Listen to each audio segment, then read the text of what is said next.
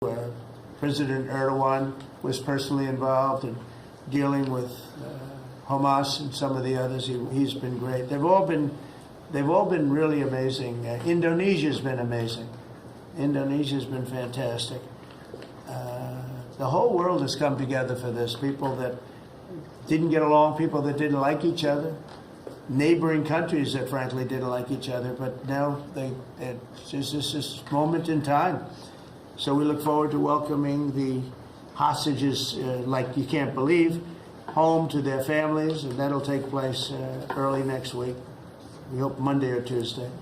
And all Americans should be proud of the role that our country has played in bringing this terrible conflict to an end. And I want to thank, some of the people, JD, you were fantastic, and Pete, you were great. Marco was fantastic. Some of you were very much involved. I'm looking around. So indirectly, I think almost everybody in this room was involved. Susie, I want to thank you very much. You were incredible. You've done an incredible job. So, and yes, John, what you've done was invaluable. CIA, John Ratcliffe, and he's done an incredible job. So I want to thank you all, and if I'm missing anybody, I apologize, but you've been amazing. And then you have Steve Witkoff, who worked so hard. And you remember we settled 7, this is number 8, we settled 7 wars or major conflicts, but wars. And this is number 8. And the one that I thought would be maybe the quickest of all would be Russia-Ukraine, and I think that's going to happen too.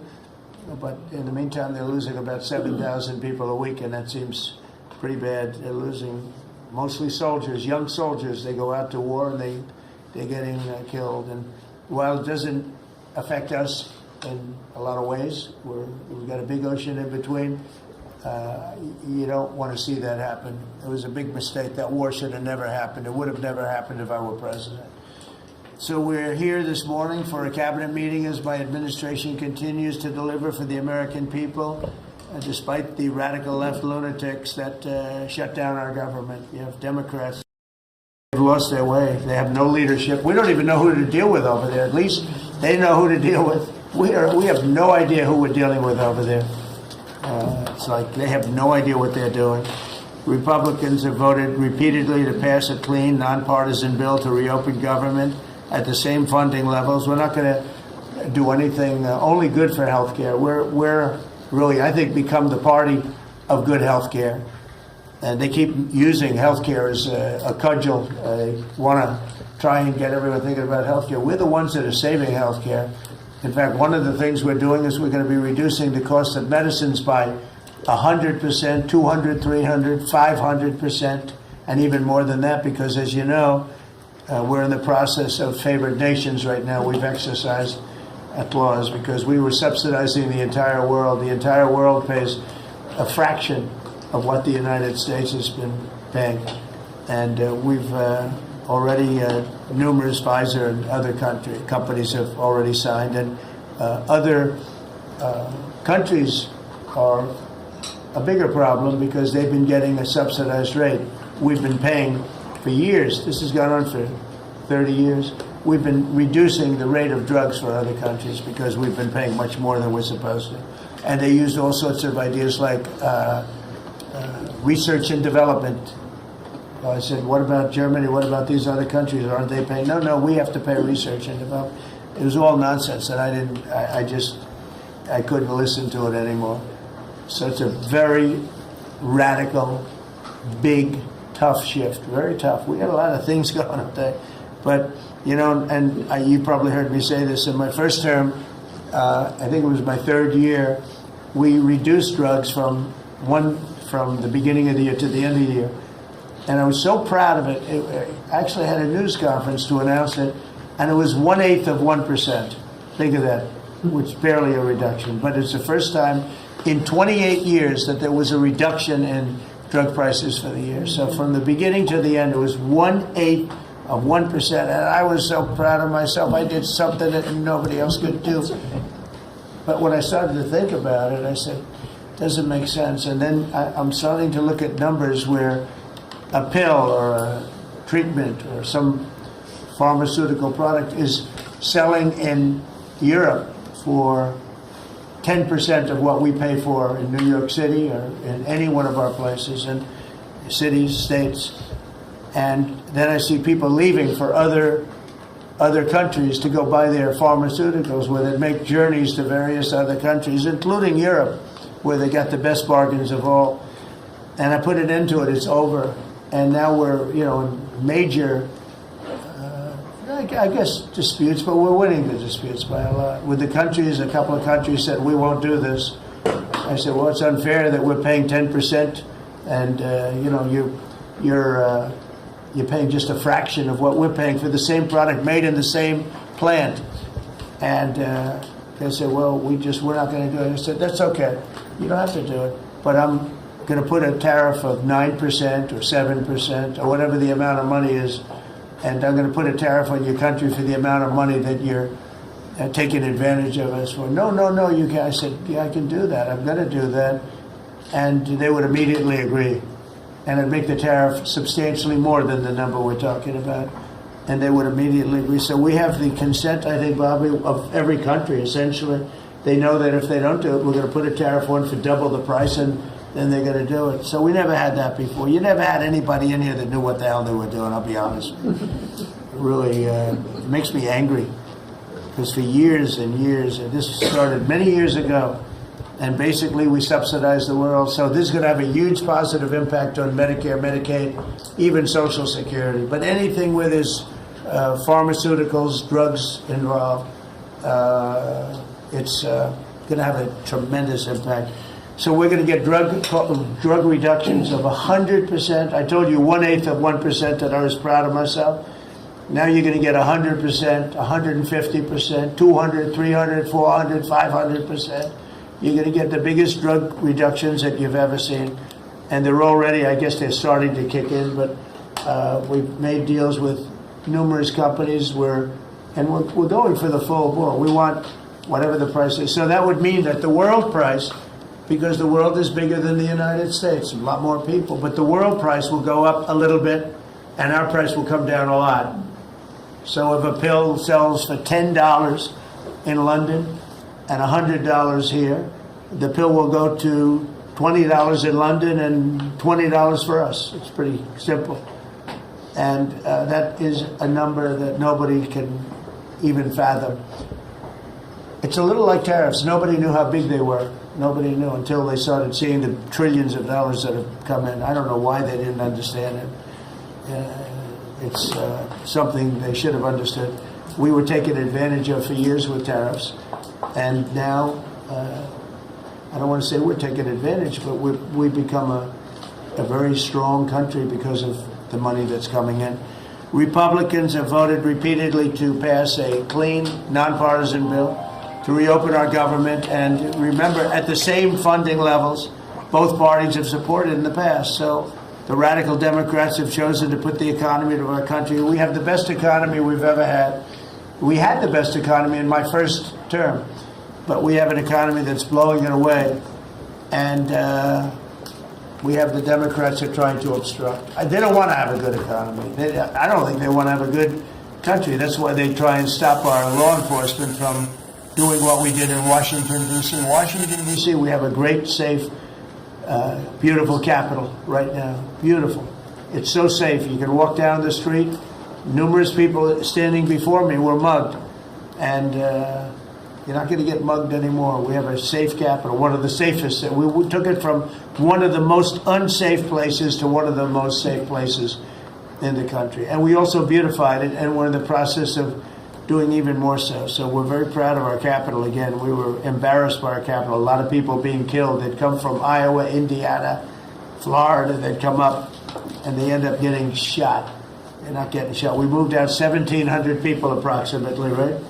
Approximately 1,700 hardened criminals, career criminals. They moved them out.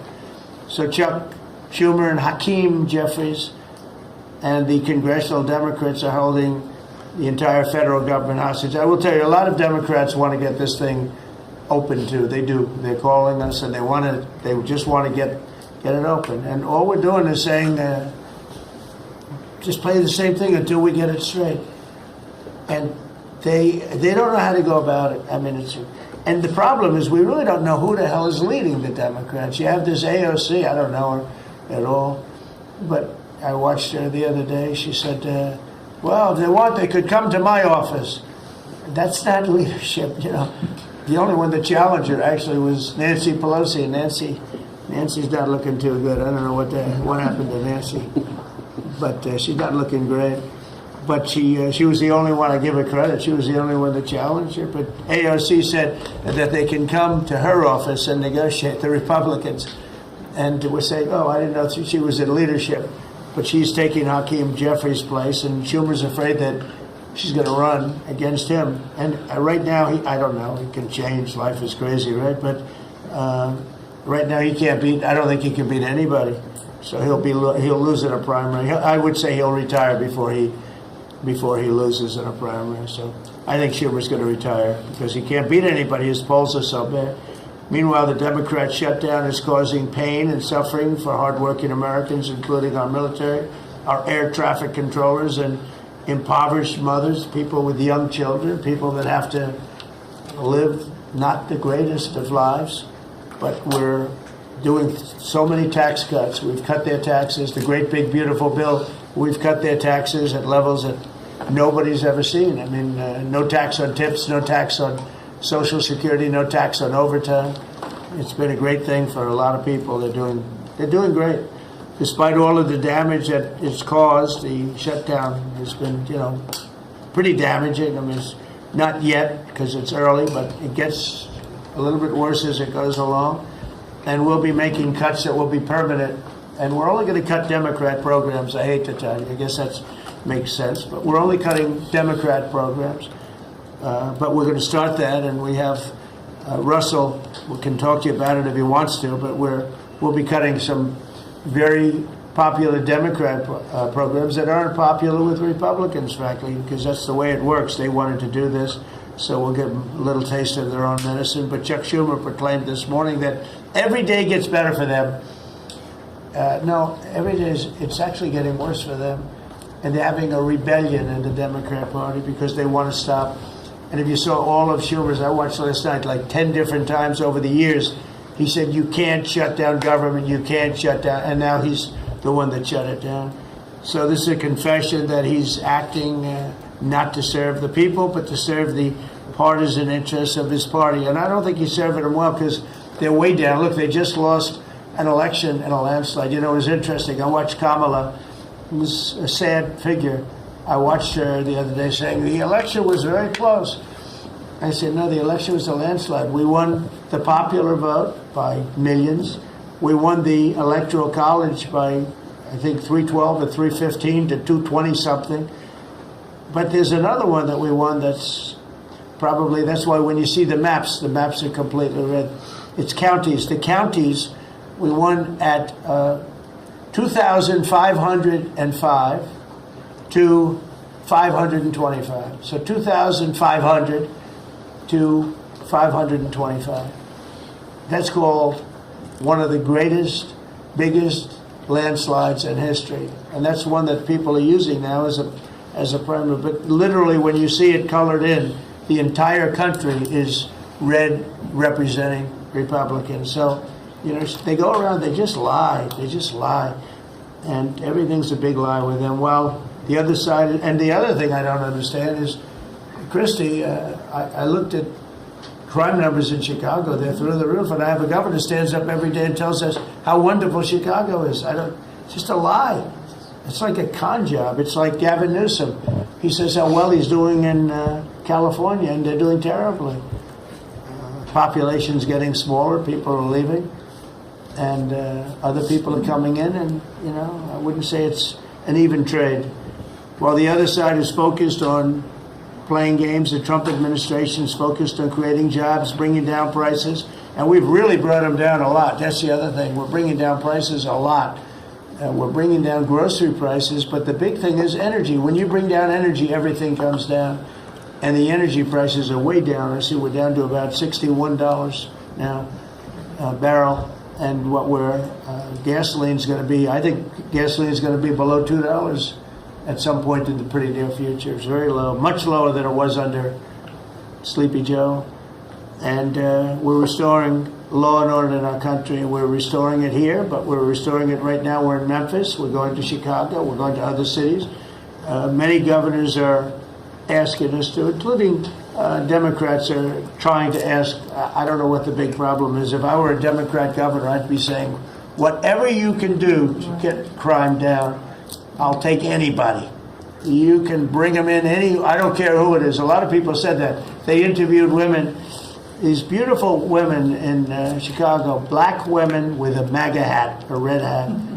They said, we don't care who he brings in here, but this place is really dangerous. We just want crime to stop. It's true. They don't care. You know, they don't differentiate between the National Guard and the Marines. They don't care. They'll take anybody. And that's the way it is. I mean, they want what we did in D.C., they want to happen to them. And it's happening in Memphis already. I see in less than a week, the numbers are really good.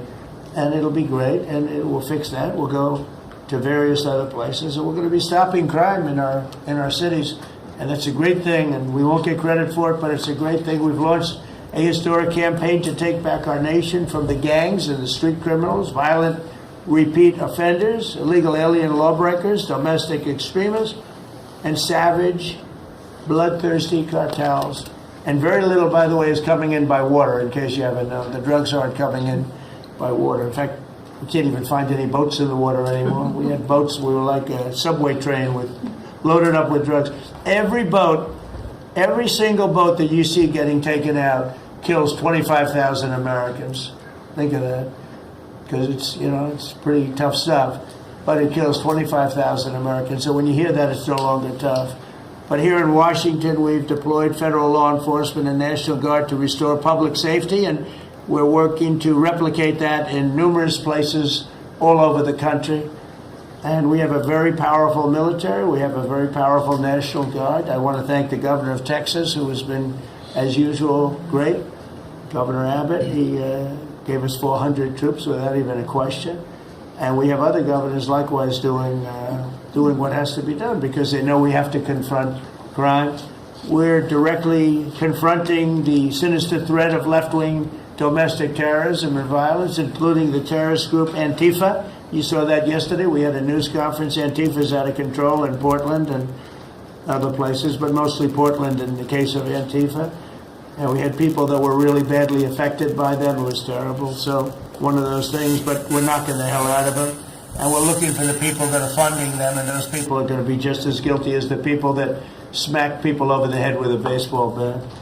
And I'd like now to ask Attorney General Bondi and Secretary Noem to discuss this a little bit and tell where we are.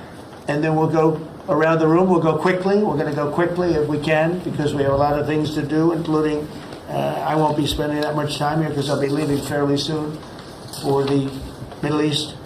And I'm very honored to be involved with that, I'll tell you. It's a great thing for our country. People are so happy about it. I've never experienced anything quite like it. I've never seen such universal praise for being able to do something. No, it's something that nobody thought was possible, and we're going to end up having peace in the Middle East. Who would have thought? So, Pam, could you start, and then Christy, please. Sure, President Trump, and despite the Democrat shutdown of our government, our law enforcement officers are out there working without paychecks, round the clock, to keep and make America safe. Secretary Hegseth and I were recently in Memphis. We had 1,100 law enforcement officers in one room with us. The Memphis PD, they were the happiest to see us, don't you think, Secretary Hegseth, of anyone. We had ATF, DEA, FBI, U.S. Marshals. I'm not sure if our park police were there. We had Treasury, Secretary Bessent, and of course we had Secretary Noem's Homeland Security, all working together with the Guard.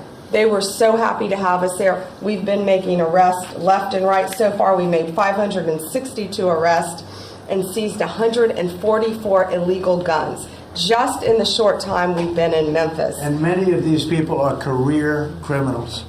And when you take them out of a place, your crime rate just goes down. These people commit crimes every single day. They're sick. And we're taking them out. In some cases, we're bringing them back to their countries where Biden allowed, with the stupid open borders that we had in our country, to come in. But they're being brought back to other places, or they're being put in jail, but they're career criminals. President Trump, last night alone, we made 91 arrests, 19 firearms off the streets, and one was a warrant for a homicide, and 4 sex offenders who had active warrants. One was a sex offender on a child. Everything we did in Memphis was worth it, in my opinion, for that one arrest. Think about that. We got a child rapist off the streets, but yet we've made 562 arrests and still going strong in Memphis. Just what we did in D.C. But it's because it's all of us. It's a team working for you to make America safe all together, round the clock. Thank you very much. Thank you, Pam. Thank You're you, doing a great President job. Trump. And it's amazing that we're not getting cooperation from Democrats. It's like, it's a new issue. You know, we have all the old issues of the wall and the border and all of the things, men playing in women's sports they still want that, transgender for everybody. All these issues are so crazy, but we have a new one. It's called crime. We stop crime and they allow crime. They want crime. It doesn't make sense. I think it's as ridiculous as the other things that we talk about all the time. But I've added it onto our list, a 5-letter word called crime. We stop it, and they actually incite it. It's crazy. You would think they'd want them. You'd think they'd want Christy and Pam and all of the people. Well, if we needed the military, people will be there. We've got a massive military. We have the best numbers we've ever had for recruitment. We have a lot of people now. We have people that can't get into them. In a great economy, they want to be soldiers again. A year ago, they didn't want to even think about it. Same thing as with police and firemen, everything. They want to join. They're proud of our country again. Christy, go ahead, please. Well, sir, thank you for your leadership and for deploying all of government to help us keep our country safe. You have talked extensively about how threatened our ICE officers are, but all of our law enforcement out there. And we saw the shooting in Dallas at that facility, so we're hardening all of our buildings and making sure that we have more security measures, snipers on the roof, people to protect our law enforcement while they're out there on the streets. But what I'm also doing, sir, is, and with your authority, is we're purchasing more buildings in Chicago to operate out of. We're going to not back off. In fact, we're doubling down, and we're going to be in more parts of Chicago in response to the people there. And then I was there a few days ago and looked at some facilities that we can deploy more law enforcement out of. Because what they're trying to do with these riots and violence is distract us and keep us from going after those murderers and rapists that are out in the streets. And then I was in Portland, went out and back on Tuesday, and met with the governor, met with the mayor, met with the chief of police and the superintendent of the highway patrol. They are all lying and disingenuous and dishonest people.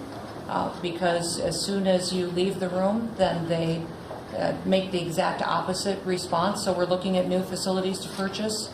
They're in Portland too, and we're going to double down. And I told them if they didn't meet our demands for safety and security on the streets and work with us, then we were going to bring in more federal law enforcement. So I want to thank Pete and the Department of War for all their help. They've been fantastic. But while we fight litigation and work with Pam on that, we're going to send more of our resources and men and women out there to keep everybody safe. So no worries. What we see in D.C. and what we see in Memphis for benefits for people in the safety and security, we'll see that in Chicago and Portland. And the numbers in Memphis, it's only a week, but the numbers have been amazing, I understand. That's exactly right. The crime numbers are way down.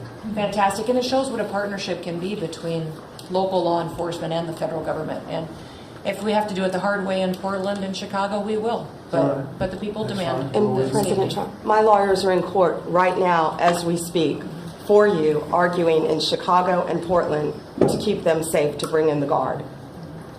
The government doesn't want it there, but we do. We're going to keep their citizens safe, thanks to The you. people want it. I don't understand the politics of it. I don't understand why a Pritzker is trying to protect people that are really bad. They're more scared of the anarchists that are on the street and the politics of it than they are of doing the right thing. I think they're afraid. Yeah, I think they're threatened. They don't tell us, but I think Pritzker's threatened by people. There's no other reason that this could be possible, that they don't want to have a safe Chicago. And we can solve the problem very quickly. And we're doing that anyway, regardless of if he doesn't want it or if he does want it, we're doing it anyway. So make sure. I asked the mayor that himself. He said that Portland was perfectly safe, a beautiful city, no problems. And I said, well, why did you clear the streets for me today then and build out a 4-block radius to make sure I could get in and out of here? And these people on the street screaming death to ICE. There's graffiti that says Molotovs melt ICE. We have the guillotines. We're going to use them. Portland's almost different. It's like anarchists. It is. It really is. You know, it's really different than a lot It's of the awful. others. This is a sick situation, but those are anarchists. Those are people that want to overthrow government. They're really degenerates. And we're finding out who is supplying all of those beautiful signs and everything Well, else. Scott's been fantastic. His team finding the financial networks is great. That's what Okay, gives everybody. Scott will do that. That's easy for Scott. We got a great team, sir. Oh, that's good. How about we go to Marco? You can talk a little bit about what's going on, and Well, go ahead. yeah, Mr. President. I don't know if one day perhaps the entire story will be told about the events of yesterday, but suffice it to say, it's not an exaggeration that none of it would have been possible without the President of the United States being involved.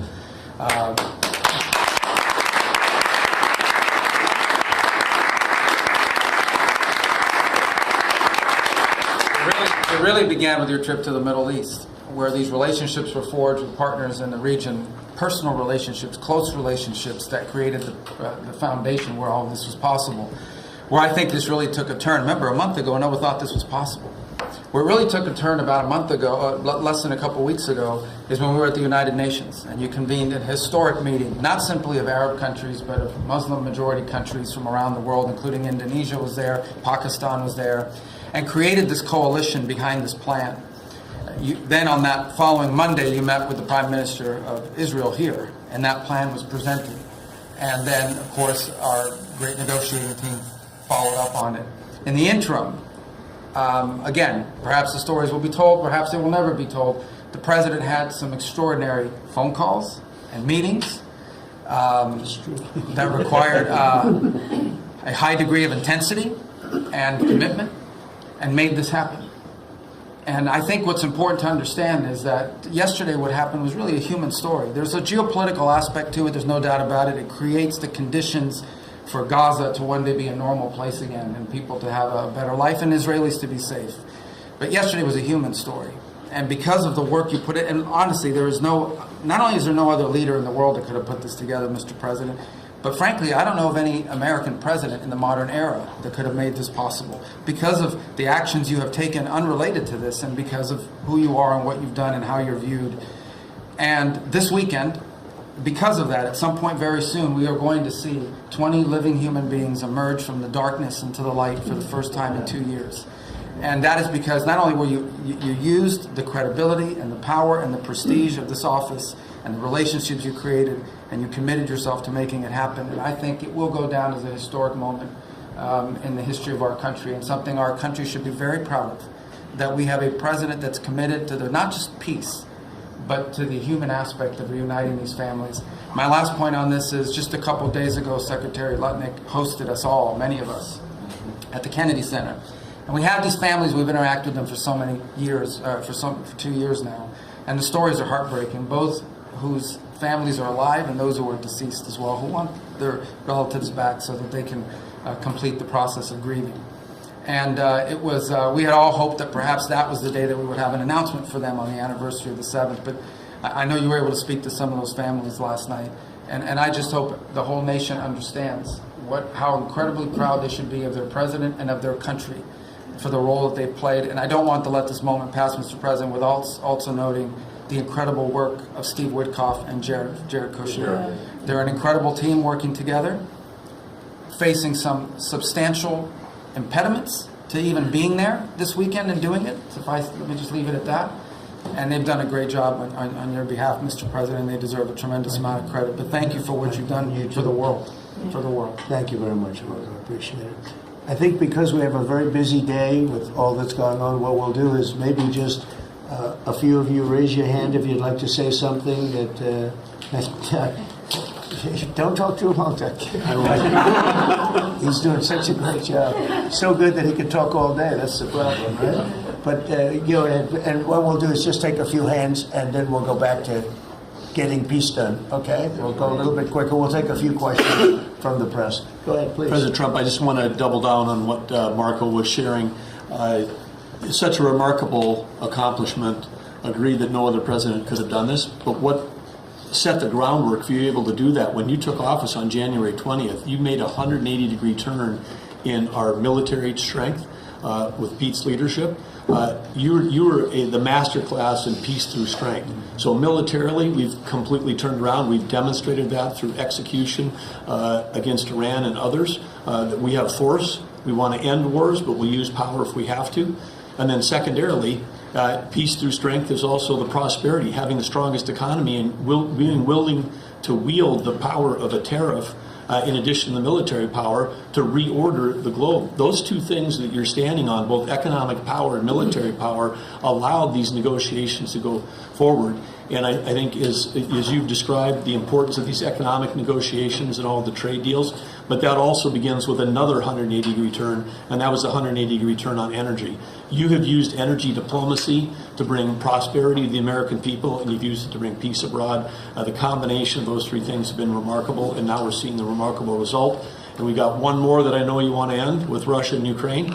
Energy is going to play a key role in that. And now with this historic agreement, we're in a position working with the Middle East to also end the Russian-Ukraine conflict. So again, congratulations. Thank you very much, Jim. I appreciate it. Maybe I'll go to you for a second. You can just cap out what he said about the military, how well we're doing and how big it is and how strong it is. Mr. President, you're exactly right. At the War Department, you don't get peace without strength. And our job is to be the strength part of the equation and deliver that when necessary, as you demonstrated with your Order of Midnight Hammer. And the entire world saw. And I just want to echo what Marco said. It is a personal honor to be able to witness the way you lead and negotiate. I wish people had a full understanding of what that looks like, that historic nature. A lot of us vets, the Vice President, Tulsi, Lee, Doug, probably after decades of war and the chaos that was unleashed through reckless and foolish American policies, never thought this kind of peace would be possible. Yet, with your strength, with your ability to wield trade negotiations, personal relationships, to open up that opportunity is truly historic on the world stage. And it creates a whole number of other cascading effects. And watching Marco and the Vice President and Steve and Jared, the CIA director, everybody come together to make it happen. You've formed a phenomenal team, Mr. President. And at the War Department, our job is to make sure if and when there's question about American commitment, the whole world knows we've got the biggest, strongest, most lethal, and most ready War Department in the world, which is true, which is why we saw record recruitment in 2025, Mr. President. The first 2 weeks of 2026 already blows that out. FY 2026 already blows it out of the water. In fact, re-enlistment has already met its year-long goal in the Marine Corps in 2026. 2 weeks. Okay. You can't. There's no other way to create that kind of love and enthusiasm than with your leadership, sir. And it is an honor to work with Pam and with Christy and the cities across the country to make sure American citizens and law enforcement are protected with our National Guard. That's a core mission. And last thing, Mr. President, on the southwest border, the first group that rotated in to lock down that border to zero crossings is now rotating out. And with a new border medal, the Southwest Border Medal, or it's actually called the Mexican Border Medal, revived from 1918, that will be pinning on their chest. So thank you for renaming the department, and we're trying to live up to it every day. Thank you, sir. I mean, think of this. We have record numbers of recruitment. 1 year ago, there were stories, front-page stories, so we couldn't get anybody to join the Army, Navy, Air Force, Marines, Coast Guard. My beautiful, I call it our beautiful Space Force. I love our Space Force. It's turned out to be very important. But we couldn't get anybody to join. Nobody wanted to join, including our police and fire. They didn't want to join anything. Recruitment was embarrassing. We couldn't get anybody. And now we're brimming. Now it's, and they're getting in based on merit now. A soldier's a soldier. They come in now based on merit, not based on woke stuff that anybody can qualify. You have to qualify for jobs. You have to qualify for certain types of jobs. And it's amazing. So we were embarrassed a year ago. Think of it, a little bit more than a year ago. I think it stopped on November 5th. I think it really started, this all started on November 5th, the election day, but now everybody wants to be, and we have an overabundance, and maybe we should raise it a little bit. I don't know. I like that idea, sir. But we could raise it. But we have so many people want to join, and they're proud of our country again. JD, could I ask you to say a few words? Yes, sir. So just a couple of things. Mr. President, first of all, congratulations on yesterday. It was a big day. To Marco, to Susie, to the entire team. But in particular, viewing it from this perspective where for months the fake news media attacked you, attacked the entire team, attacked your approach. You know, the definition of insanity is to do the same thing again and again, expecting a different result. The reason we're here is because the president actually charted a different course with a different team. He vested a lot of authority in Steve Witkoff in particular, and that's why we're here. It's because you did something different, and I think it's important to recognize that. I also think the president, you know, Marco mentioned the president's personal touch being a big part of this. The one thing I would say is obviously the President of the United States, a New York real estate billionaire, one of the most famous New Yorkers in the world, has a lot of interaction with a lot of people who are very pro-Israel. I think that was an important set of experiences and life experiences that he brought to the table. He also, of course, knew one of the most famous Palestinians in the world, Chuck Schumer, and I think without that background of knowledge, it would have been impossible to get us to this moment. Second thing I would say, just on Chuck Schumer, the president mentioned this, that Chuck Schumer said this has been very good for us this morning about the shutdown. One of the things that we talked about before all the media came in, and that all of us are going to work on for the rest of the day, we've been working on for days, is how to make the shutdown as painless as possible on the American people. So while Chuck Schumer brags about this being good, and I think the president is right, it's not good for him politically as much as he might think that it is. It's causing real consequences for the American people. There's a low-income food program, the WIC program, that my mom actually used when I was a baby. That program is about to be underfunded and is about to get cut off because Chuck Schumer won't open the government. We have troops. The Secretary of War mentioned how well we're doing on recruitment.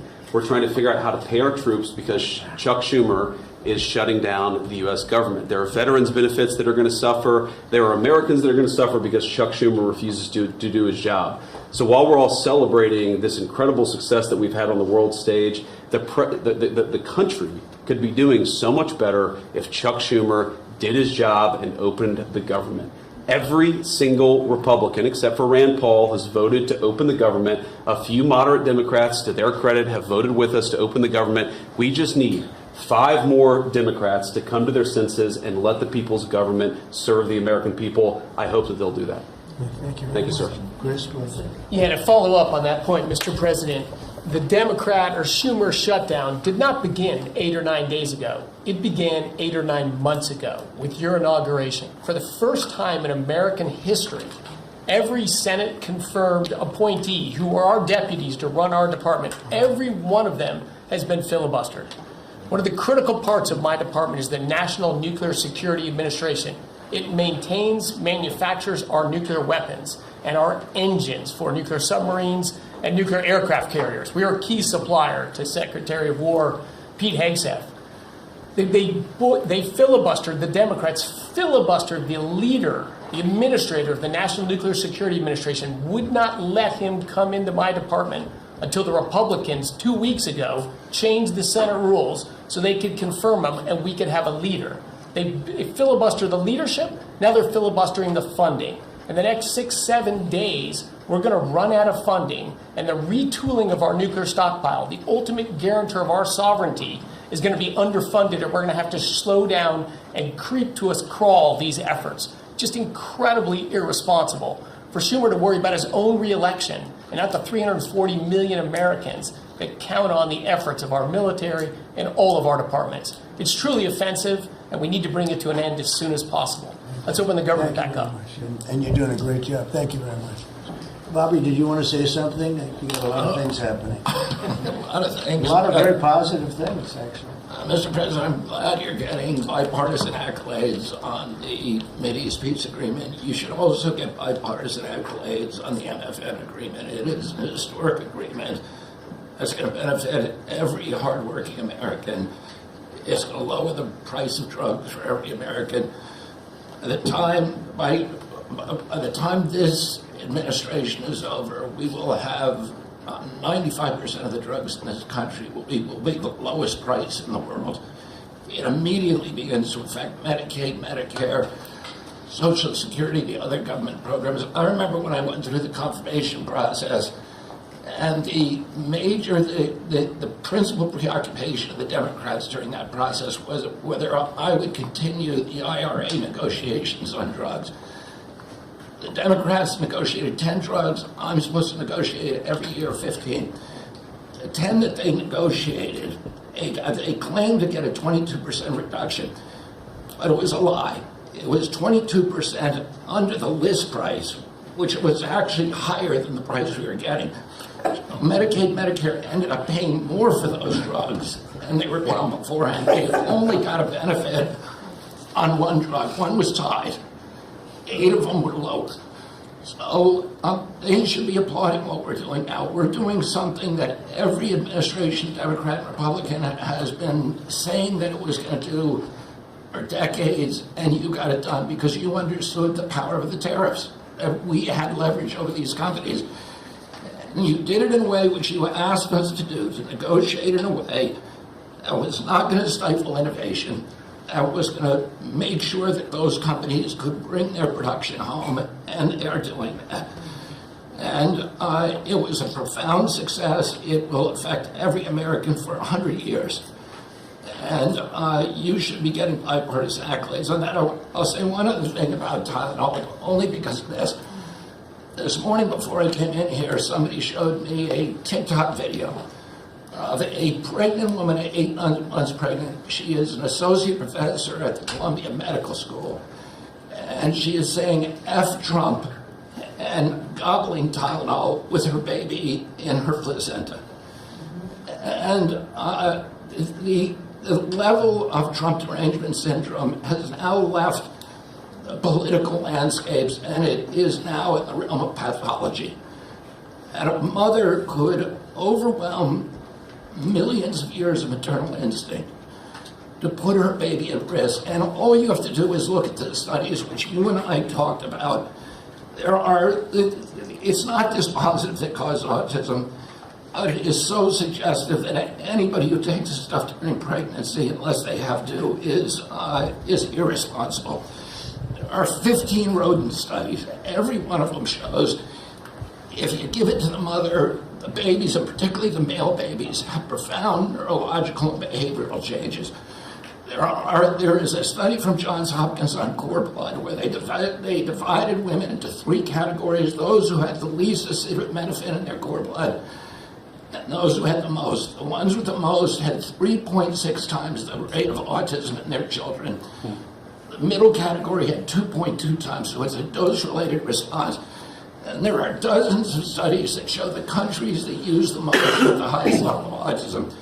Cuba has the lowest level in the world of acetaminophen use, and it has the lowest autism rate in the world. So this is not dispositive. It is not proof. We're doing the studies to make the proof. But in the meantime, the precautionary principle should apply. And any mother who is taking this stuff during pregnancy just to get back at Donald Trump is doing something that is pathological. And we're seeing that across the board. I got a lot of other stuff to talk about, but I know we got a short time here. But thank you, Mr. President. You're making our country healthier again. Thank you, Bobby. Could you just the record state what the autism was, let's say, 20 years ago and what it is today? In 1970, the largest epidemiological study in history was performed. 900,000 kids were looked at. They were looking for autism in Wisconsin children. They looked at every child in Wisconsin who was 8 years old. They found an autism rate of 0.7 per 10,000. So almost close to 1 in 20,000, less than 1 in 10,000. Today, the autism rates are nationally 1 in 31, but it's actually much worse than that because California, which has the best collection system, reports an autism rate of 1 in every 19 children, 1 in every 12.5 boys. This is a national security issue. There is nothing more important, and I'm grateful to you, Mr. President, because you know the flack that you take for talking about this issue. You've shown courage and you've shown leadership, and I can't thank you enough for letting me do this work. Thank you. So think of that, 1 in 20,000, and now it's 1 in 12 for boys. 1 in 18, 19 for girls. So obviously there's something that's artificially, I think, induced, something, whether it's the vaccines in terms of these massive vaccines that are twice the size of a jar like that, of a glass of water like that, I mean, into a baby's body. And I've suggested get them in doses, get them in, maybe 20%, 30%, but smaller, not such a big. I think, that. And we had certain recommendations, the MMR, take them separately. The measles is already separate now, and it works out much better. But there doesn't seem to be any impact if you take it separately. If you take it as a combination, it's not so great. And some other things. But I would say don't take Tylenol if you're pregnant, and when the baby is born, don't give it Tylenol. You can avoid it at all. Just don't give it Tylenol. I'll say this Really, also. what do you have to lose? You really don't have much to lose. Yeah, go ahead. There's also there's many other confirmation studies. There's 2 studies that show children who are circumcised early have double the rate of autism. It's highly likely because they're given Tylenol. None of this is positive, but all of it is stuff that we should be paying attention to. But, there's a tremendous amount of proof or evidence, I would say, as a non-doctor, but I've studied this a long time ago. I met Bobby in my office 20 years ago. We were talking about the same thing 20 years ago. And I was a real estate developer. It bothered me that it seemed to be getting worse, but it's so bad now when you hear these numbers. It's not even really sustainable. I don't know how people do it, but there is some very strong evidence on Tylenol. In fact, at one point, I guess the company gave a warning. They still don't recommend it during pregnancy. That's the weird thing. They're not recommending it, and that's the company itself. So just don't take it. Don't take it. If you're a woman, don't take it, and don't give it to the baby when the baby's born, and I think that's going to have an impact. But I'd also get the shots in smaller doses. There are a few things, we gave a few things that just seem to be, and I think you'd get that number way back up. Think of it. You have 1 in 20,000, and now it's not even believable when you think that 20,000 drops to 12 children. So that's induced by something that's given or taken, and it should be able to be stopped. And you're talking about the Pennsylvania Dutch, you were talking about the Amish, where they don't take any of this stuff, and they have virtually none, right? They have no autism. So we're doing something very bad. Somebody's been given some bad things. Other countries, by the way, we have 82 vaccines that we give simultaneously. And I'm a vaccine believer, by the way. I believe in the polio vaccine. I believe in a lot of vaccines. But when you give 82 vaccines in a shot to a little baby that hasn't even formed yet, it's a lot of vaccines. And in Japan, they give a much smaller number. In Germany, they give a much smaller, like 28 vaccines. That's a lot too. But 28 is a lot different than 82. So, but I would say on the Tylenol, don't take it, and that will be. I think it's going to be a big factor. I think it'll be a very good result, and I hope we're going to be able to see that result in the not too distant future. Because certainly, people have heard us loud and clear. That's why I bring it up again. That's why I asked you to talk about it, because this is a horrible thing, and if you don't take it, I mean, you have to tough it through sometimes. There are other things you can do, but you have to tough it out. It's easy for me to say, but I think you're going to see numbers that will be it'll be so significantly improved, and maybe fully improved. I mean, there's something there. There's something going on, and we have to address it.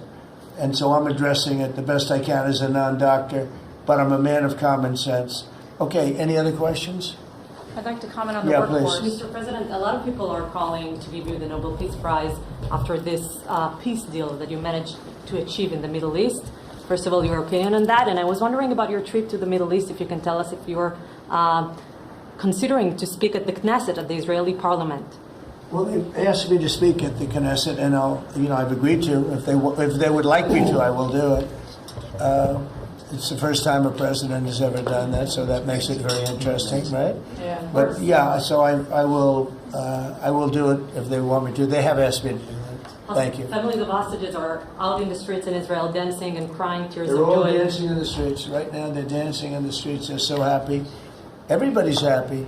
They're dancing in the streets of Arab countries, Muslim countries. I've never seen anything like it. Everybody is happy. It's been really amazing. Thank you. President Trump, on the international peacekeeping force that's going to be deployed to Gaza soon, do you expect that Pakistan, Turkey, other countries to contribute forces? Has that become firmed up?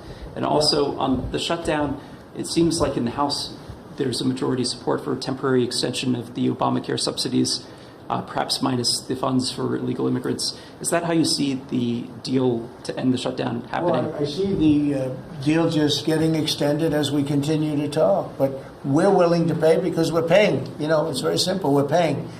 And the Democrats are the ones that caused this problem. And it's a big problem for them. And they have a lot of break in their ranks. But so I see that, you know, I think that'll get worked out. But we want to get back before we do this. We don't want to have a gun held to our head. We don't like that. And the public doesn't like it either. So we want to get back. And I think it's going to work out. I think it's going to work out very well. It's something that shouldn't have happened. This was supposed to take place before the election. You know, this was supposed to take place on September 28th before the election. We shouldn't even be talking about this right now. This is actually something that shouldn't have even happened. Yeah, please. Mr. President, looking ahead, what guarantees Hamas disarms and that Israel doesn't resume bombing once the hostages Well, are the first released? thing we're doing is getting our hostages back. Okay, and that's what people wanted more than anything else. They wanted these hostages back that have lived in hell like nobody has ever even dreamt possible. And after that, we'll see. But they've agreed to things, and I think it's going to move along pretty well. But what is phase two? When does it I'm not begin? going to talk about that because you sort of know what phase two is, but there will be disarming, there will be pullbacks, there will be a lot of things that are happening. You know, I gave you a whole list of 22 different things that will take place. And I think it'll take place, and I think you're going to end up with peace in the Middle East. But we have to get our hostages back. And we weren't going to do it at the end. We're going to do it at the beginning. We said we want them at the beginning. We're not doing it. You know, we got the hostages back. We did, as a group, with Steve and Jared and Marco and me and all of us. We got the hostages back. We got many of them back. Many, unfortunately, were dead. But we got many back that are now living with their families, with their parents in many cases, and with their husbands, families, wives. Many of them, they celebrate all over. They're the ones that are celebrating the loudest. They're all over. There are a lot of them that we got out. But the last 20, and I always said the last ones are going to be the most difficult. But it's been a very big deal getting the hostages out. But the rest is going to take place too. And can you promise Palestinians they will be able to stay? Well, they know exactly what we're doing. We're going to create something where people can live. You can't live right now in Gaza. The place it's a horrible situation. Nobody's ever seen anything like it. So yeah, we're going to create better conditions for people. Yeah, please. Mr. President, what kind of security guarantees is the United States going to make for Gaza? Well, we're going to work with very wealthy countries that love people, frankly. I know them very well. They love people, but they love Arab people, and they love Muslims, and they love, I think right now they love everybody, and they're immensely wealthy, and they're going to be involved in putting up money, and for them it's a small amount of money. For somebody else it's a large amount of money, but you know, these are the wealthiest countries in the world, and they'll be very much involved in making it as good as possible. And what's your take now on a two-state solution, sir? Just to follow up on that, what is your view now on a two-state solution for the? I don't have a view. I'm going to go with what they agreed to. Mr. President, given that there are some tough provisions for Israel in this agreement, are you at all concerned that Bibi Netanyahu may not continue in his post? He may be deposed. That Bibi may go a little bit out of whack. That he may no longer be prime minister when this is over. Look, that's politics. It could be. I don't know. I think he's very popular right now. He's much more popular today than he was 5 days ago. I can tell you. Right now, maybe people shouldn't run against him. 5 days ago, it might not have been a bad idea. No, Bibi's become. This has been a very good thing. I don't think he did it for that reason. Okay, but I think just looking as an analyst would look at this, I think Bibi should be very popular right now. Yeah, please. What will happen if Hamas says that it cannot locate or was not able to find all of the deceased hostages' bodies within the time frame? Well, we'll frame? have to see. I think that's going to be, it's largely been answered. We know where most of them are. Actually, the bodies are a bigger problem because some of the bodies are going to be a little bit hard to find. It's a terrible thing to discuss even, but you understand, we're all people, we're grown-ups, we understand life. Nobody can understand this stuff because this could have taken place, but we have the hostages for the most part, and so I don't think it's going to be overly big. The situation with the bodies, they say 20, 28, some are going to be a little bit hard to find, but we're going to do the best we can. Yeah, please. If they don't find them within the time frame. Please. Thank you, sir. Regarding Jared Kushner's role in the negotiations, can you explain a little bit about why he came on at the last minute? And then in regards to the WIC program that the Vice President mentioned, do you know when the funding that you promised through the tariff revenue will actually go through to communities? Because there's reports that WIC providers are actually starting to close down today. Well, okay, let me just answer to Jared. So Jared's a very smart guy. He did the Abraham Accords. As some people say, the Abraham, which I love the way that sounds, but he did the Abraham Accords. It was a great thing. 4 big countries joined. If I were president, if the election would have been a correct election, which it wasn't, you'd have every country in there. Maybe even Iran would have been in there, frankly. But you'd have every country in. Now, by the way, that's going to be filled up rather quickly. People want to join the Abraham Accords. And I put Jared there because he's a very smart person, and he knows the region, knows the people, knows a lot of the players.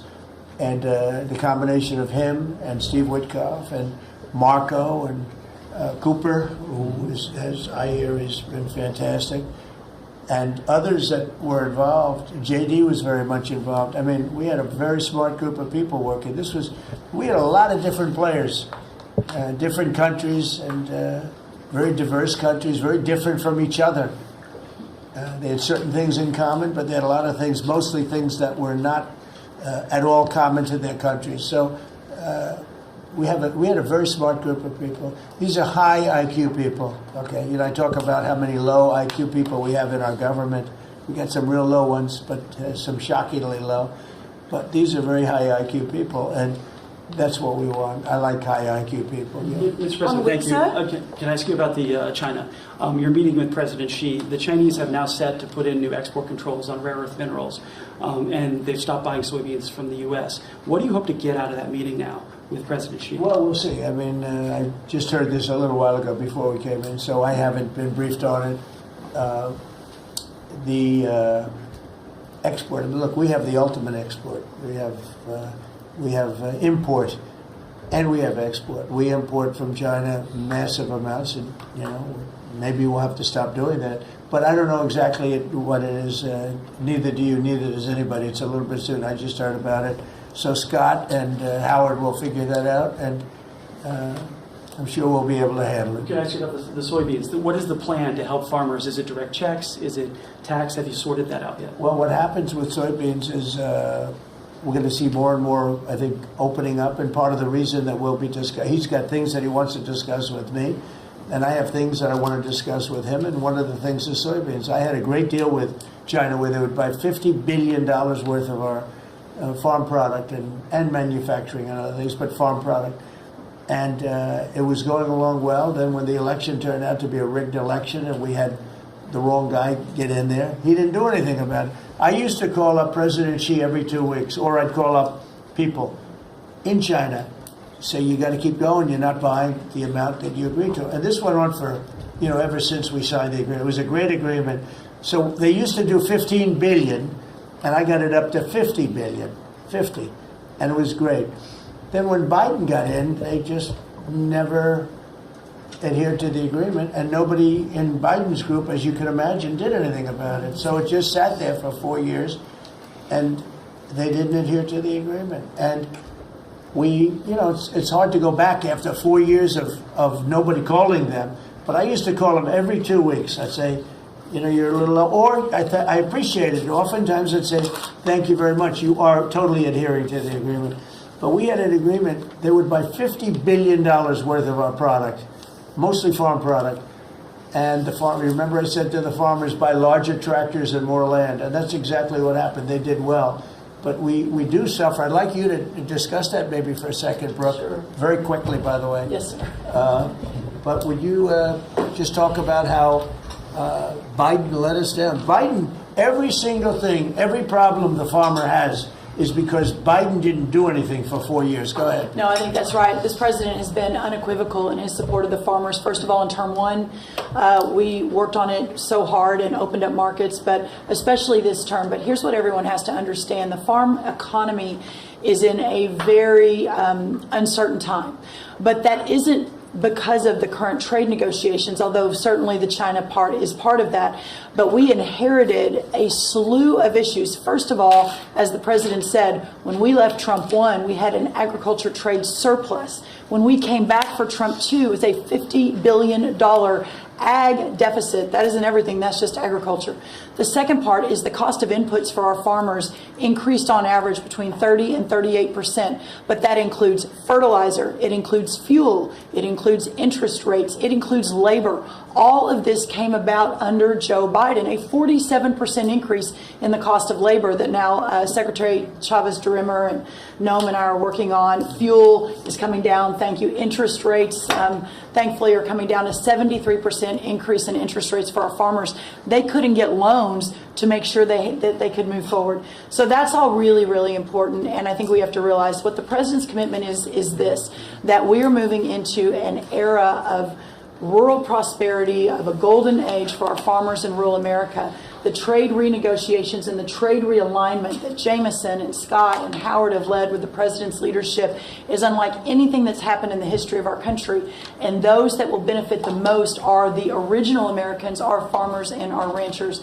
The president has committed, if we need a bridge, he has talked about that to get us from the Biden years to the new Trump era. That's what we're working on every day. We've got to get the government reopened so that we can move forward on that. And once we do, we'll be able to move out a significant program to help our farmers. Long term, we have to change this hamster wheel of government. We've got to ensure that the farmers have the market to sell, and it's a national security issue and onshoring a lot of the food as well. Okay, So, sir, thank you. Thank you, everybody. I think that's enough. Thank you, Thank you, Thank you. The country is doing very well. Thank you very much, everybody. Thank you, guys. Thank you. Let's go, guys. Thanks, guys. Let's go. Head out, guys. Thank you. Right this way. Thanks, guys. Grab the camera. We can come back. Head out. Thank you. Of course. Check it out. Come on.